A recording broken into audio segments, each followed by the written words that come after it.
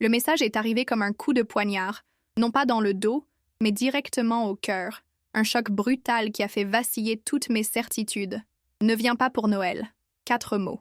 4 mots d'une simplicité déconcertante, mais d'une violence inouïe, qui ont pulvérisé 20 ans de tradition, 20 ans de souvenirs chéris, 20 ans de certitudes inébranlables. Ma mère. C'était ma mère, Eliane, qui l'avait envoyé. À quelques heures seulement du dîner de réveillon, cet événement sacré que j'attendais avec l'impatience fébrile d'une enfant, même à 35 ans, malgré les responsabilités et les soucis du quotidien. Mon souffle s'est coupé net, l'air s'est raréfié dans mes poumons, et le monde autour de moi a basculé dans un silence assourdissant, un vide oppressant, brisé seulement par le battement frénétique, presque douloureux, de mon propre cœur qui tambourinait dans ma poitrine. La dinde rôtissait déjà doucement dans le four, son parfum alléchant emplissait l'appartement d'une promesse de festin, l'odeur sucrée et épicée du pain d'épices flottait délicatement dans l'air, et les guirlandes lumineuses scintillaient joyeusement sur le sapin fraîchement décoré, ignorant avec une cruelle indifférence le drame intime qui venait de se jouer, là, dans mon salon, sous leur lumière, reste festive. Tout était prêt. Absolument tout, sauf mon esprit, mon âme, a accepté cette sentence inattendue, cette exclusion brutale, cette rupture inexpliquée. Mon regard est resté figé, hypnotisé, sur l'écran lumineux de mon téléphone, comme si la force de ma volonté pouvait, par miracle, réorganiser les pixels, les transformer en une blague de mauvais goût, en une erreur de destinataire, une simple faute de frappe. Mais non, le texte était là, implacable, gravé, une sentence irrévocable, une vérité crue. Ne viens pas pour Noël.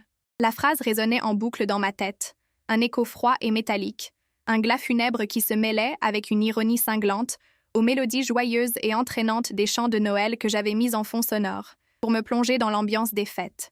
Chaque note, chaque parole de bonheur, de paix et d'amour, devenait une dissonance insupportable, une moquerie cruelle de la réalité brutale qui venait de me frapper de plein fouet, me laissant pantelante. Mes mains ont commencé à trembler violemment, une secousse incontrôlable qui s'est propagée rapidement à tout mon corps, me laissant frissonnante. Les larmes ont jailli, chaudes, amères, salées, brouillant ma vision, transformant les lumières multicolores du sapin en halos flous et douloureux, des auréoles de chagrin. C'était une douleur que je n'avais jamais ressentie auparavant. Une douleur qui n'était pas physique, mais qui déchirait mon âme en 1000 morceaux, la laissant à vif, exposée. Noël. Pour moi, Noël n'était pas seulement une fête annuelle, une simple date sur le calendrier. C'était bien plus. C'était un rituel sacré, un pèlerinage annuel, le pilier inébranlable de notre famille, la boussole immuable qui nous guidait à travers les tempêtes et les vicissitudes de l'année.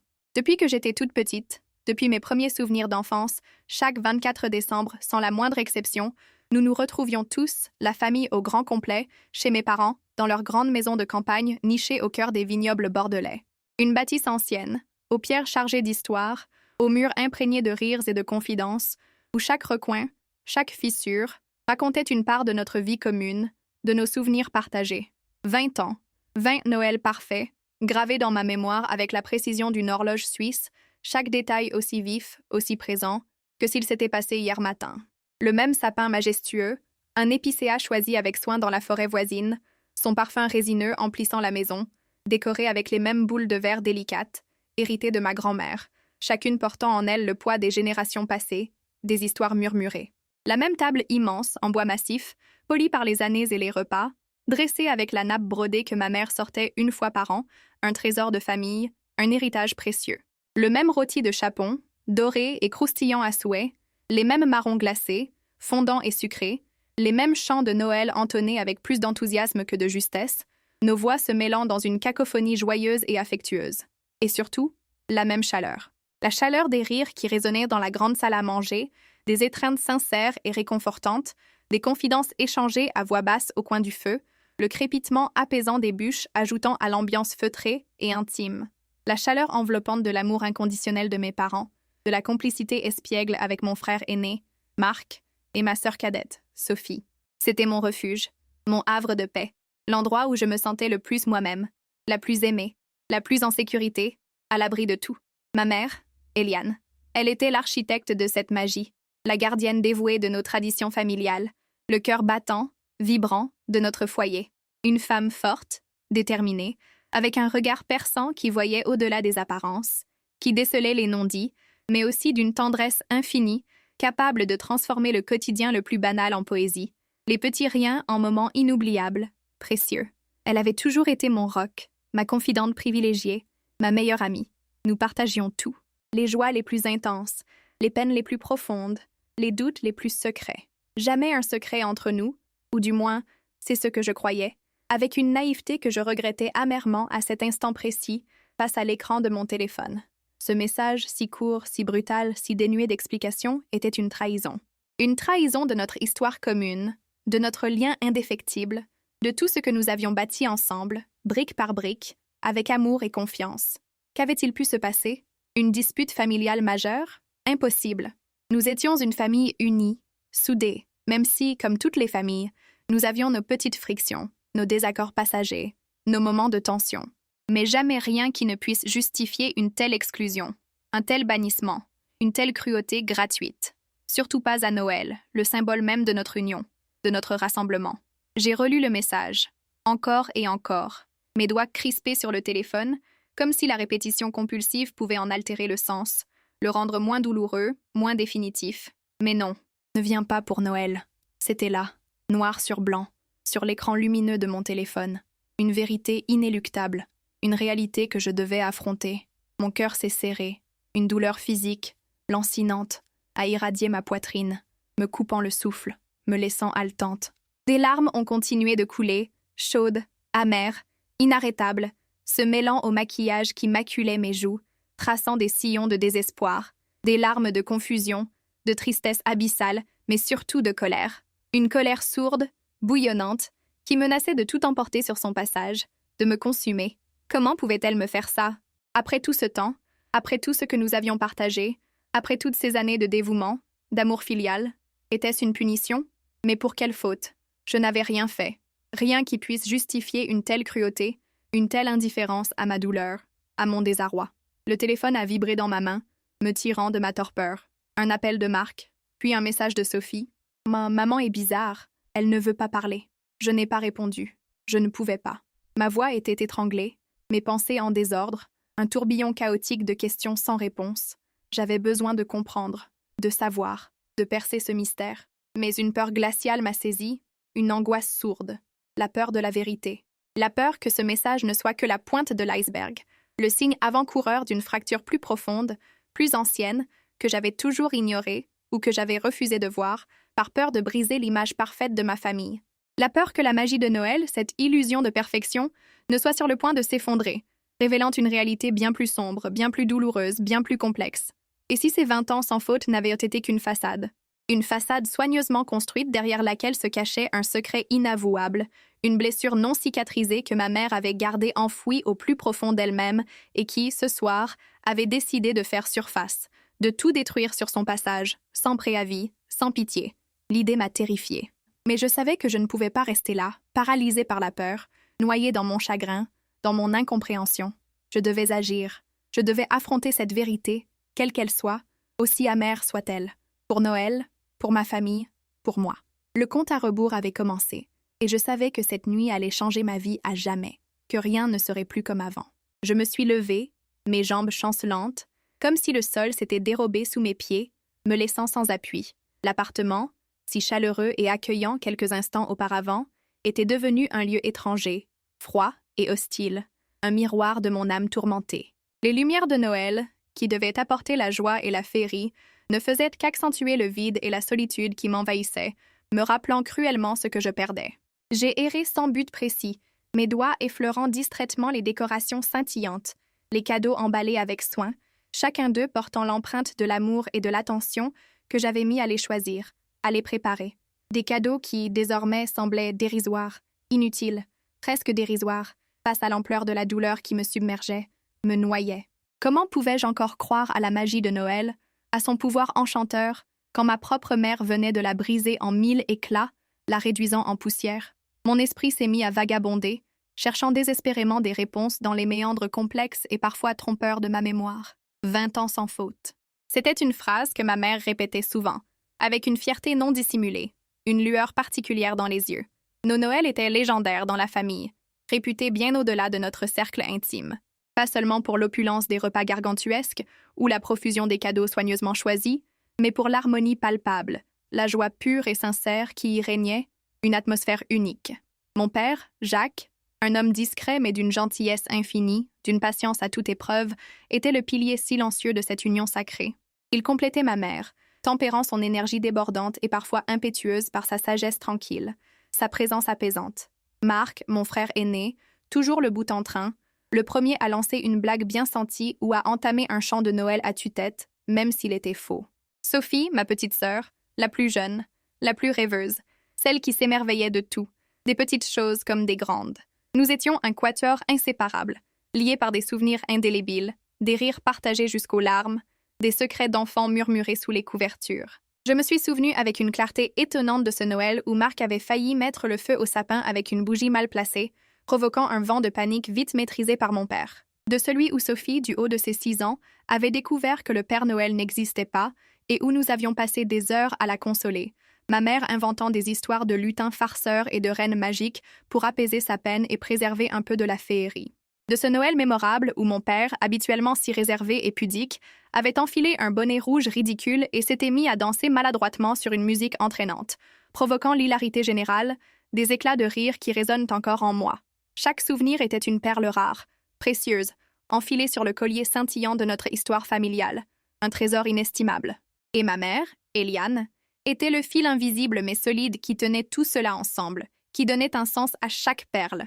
Elle était la force motrice, l'âme vibrante de ces célébrations, l'instigatrice de notre bonheur. Elle préparait tout des semaines à l'avance, avec une minutie et une passion inégalées, un dévouement sans faille. Les recettes de grand-mère transmises de génération en génération, les décorations faites main avec amour, les jeux de société qui duraient des heures et des heures, nous tenant éveillés jusqu'à l'aube. Elle mettait son cœur, son âme, dans chaque détail, pour que ces moments soient parfaits, inoubliables, gravés à jamais dans nos mémoires. Alors, qu'est-ce qui avait pu changer si radicalement? Qu'est-ce qui avait pu briser cette tradition sacrée, cette forteresse d'amour et de joie que nous avions construite avec tant de soin? Le message de Sophie me revenait en tête, obsédant. « Maman est bizarre, elle ne veut pas parler. » Ma mère, Eliane, qui ne parlait pas. C'était impensable, une aberration. Eliane était une femme de communication, une femme qui affrontait les problèmes de front, avec courage et détermination, qui ne laissait jamais les non-dits s'installer, pourrir les relations. Cette attitude était si étrangère, si contraire à son caractère habituel, que cela ne pouvait signifier qu'une seule chose. La situation était grave, plus grave que tout ce que j'aurais pu imaginer, plus grave que toutes nos petites querelles familiales. J'ai essayé de l'appeler, 1 fois, 2 fois, 3 fois. Mon cœur battait la chamade à chaque sonnerie, espérant une réponse qui ne venait pas. Pas de réponse. La messagerie. Sa voix, enregistrée, me semblait lointaine, presque inconnue, comme celle d'une étrangère. J'ai envoyé un message, les doigts tremblants. « Maman, qu'est-ce qui se passe? Je ne comprends pas. S'il te plaît, dis-moi. » Pas de réponse. Le silence. Ce silence était plus assourdissant que n'importe quelle dispute, plus lourd que n'importe quel reproche. Il était lourd de sous-entendus, de reproches muets, d'une douleur que je ne pouvais pas saisir, pas comprendre, pas partager. J'ai repensé aux dernières semaines, aux derniers mois.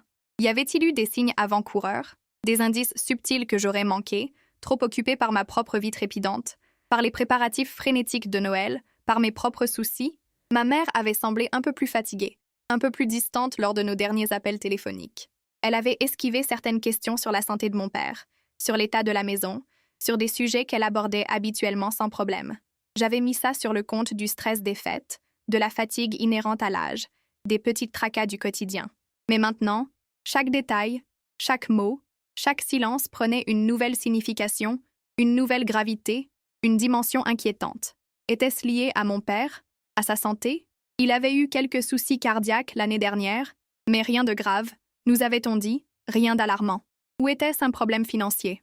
Mes parents avaient toujours été discrets sur leurs finances, mais je savais qu'ils avaient travaillé dur toute leur vie pour maintenir leur train de vie, pour nous offrir le meilleur. Une pensée glaciale m'a traversé l'esprit, me glaçant le sang. Et si ce n'était pas un problème familial général, mais quelque chose qui me concernait directement? Un secret que j'aurais gardé, une erreur que j'aurais commise, et qui aurait été révélée à ma mère? Mais quoi? Ma vie était un livre ouvert pour ma mère. Je n'avais rien à cacher.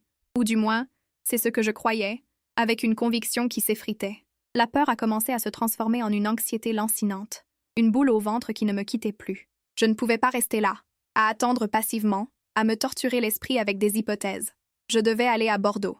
Je devais voir ma mère, la regarder droit dans les yeux, exiger des explications claires, sans détour. Même si cela signifiait briser la tradition, même si cela signifiait affronter une vérité que je ne voulais pas entendre, une vérité qui pourrait me détruire. J'ai attrapé mes clés, mon sac, mon portefeuille. Le réveillon était dans quelques heures, mais je savais pertinemment que je ne pourrais pas le passer seul, dans cette incertitude insoutenable, dans cette angoisse grandissante. J'ai envoyé un message rapide à Marc et Sophie. Je prends la route pour Bordeaux. Je dois comprendre. Leurs réponses sont arrivées presque instantanément. Un petit soulagement dans l'océan de ma détresse. On arrive.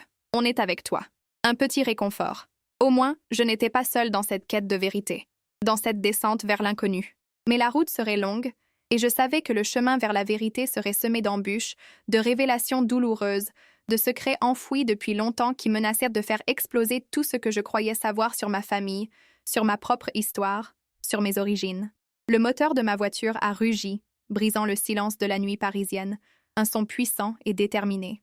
Direction Bordeaux, direction l'inconnu, direction la vérité.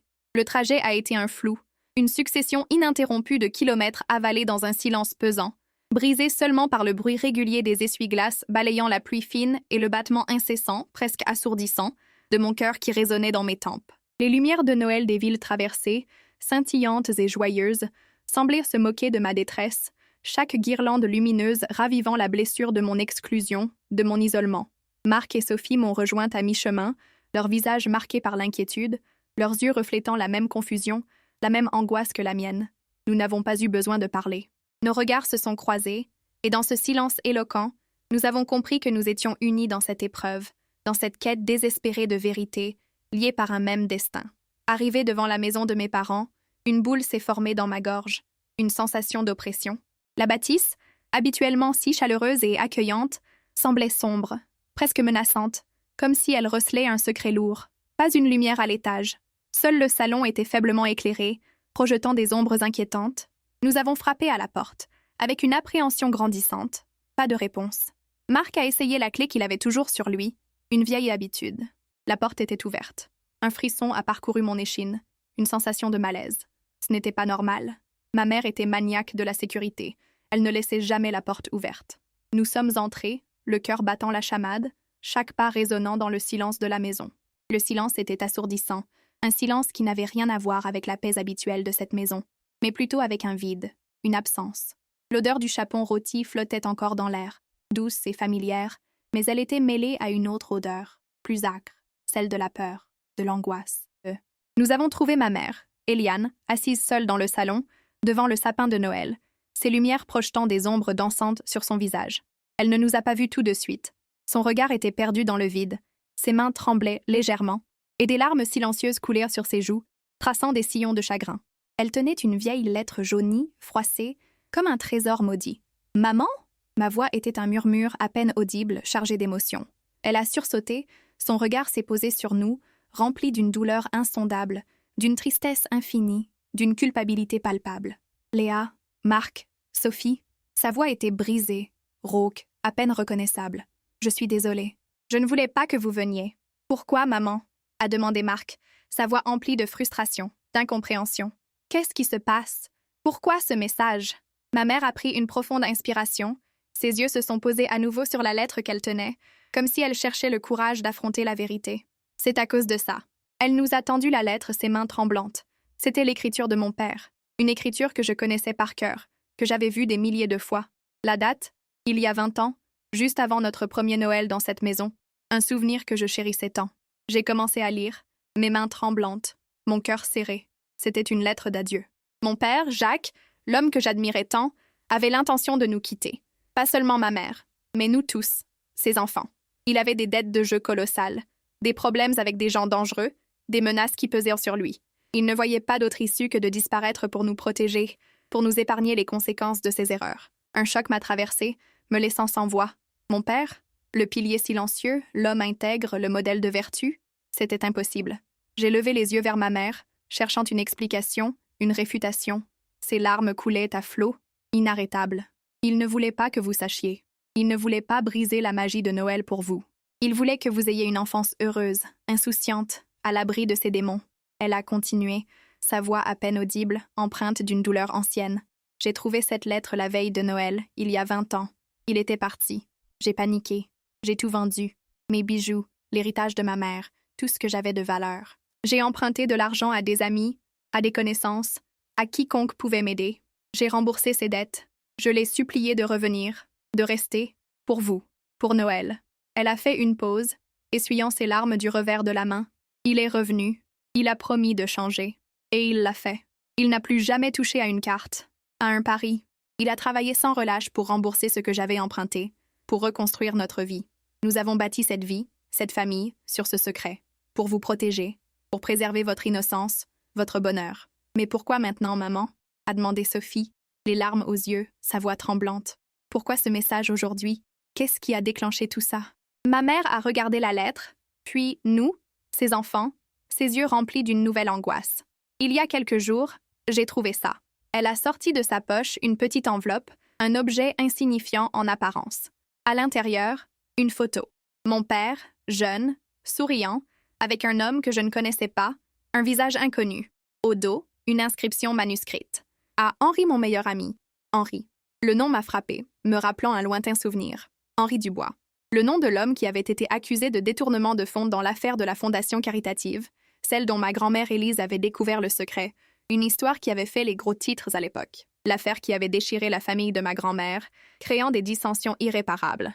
Henri Dubois était le meilleur ami de votre père. Ils ont grandi ensemble. Ils ont fait les 400 coups.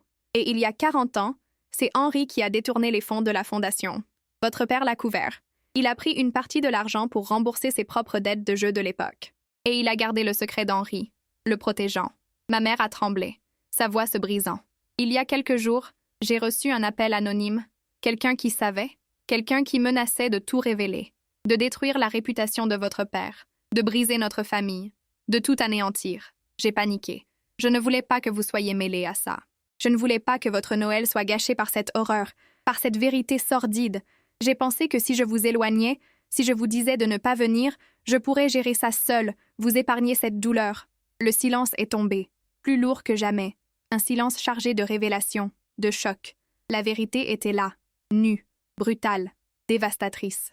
Mon père, l'homme que j'admirais tant, avait un passé sombre, des secrets inavouables. Et ma mère avait porté ce fardeau, ce secret écrasant, pendant 20 ans, seule, pour nous protéger, pour préserver notre bonheur illusoire. Des larmes ont coulé sur nos joues, des larmes de tristesse, de colère, mais aussi de compréhension, d'une empathie nouvelle.